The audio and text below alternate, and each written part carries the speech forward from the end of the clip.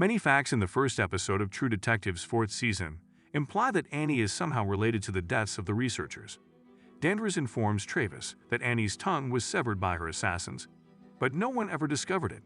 In the first episode of Season 4, the delivery man discovers a severed tongue on the ground when he first discovers the abandoned solo plant.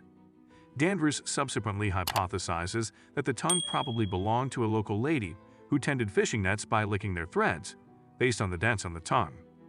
Annie may have been the owner of the tongue in the research center, because she was a native Alsacan as well and her tongue was amputated but never found. The spiral marks from Season 1 were also visible on Annie's body, as seen in the pictures in her case file. The same spiral tattoos on their foreheads, as seen in the official trailer for the program, were also present on the frozen researchers, suggesting that the person or individuals who killed Annie were also accountable for the researchers' demise. Danvers discovers that one of the researchers was wearing the same jacket that Annie was wearing while going over the case files for Annie and the researchers. She also notices that the precise location where Annie's jacket was torn is where the researcher's garment had a patch. This raises the possibility that the researchers were involved in Annie's murder. The frozen researchers are very briefly shown in True Detective Season 4 Episode 1, but even in that brief moment, it is clear that they were afraid of someone or something before they passed away.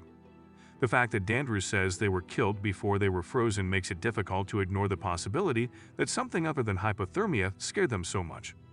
Hypothermia may have left them confused and prompted such reaction in them. A person may feel as though they are overheating when they are suffering from extreme hypothermia. As a result, there is paradoxical undressing, in which the person begins to undress rather than stay warm.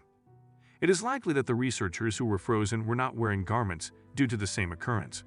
But given the ritualistic nature of the crime, it's possible that the killer's methodical approach to killing involved forcing them to take off their garments before freezing them. One of the researchers uses his phone to record a self-portrait while he's preparing a sandwich in the first episode of True Detective Season 4. Things take a turn for the worse a few moments later, when the researcher behind him begins to shudder and says she's awake.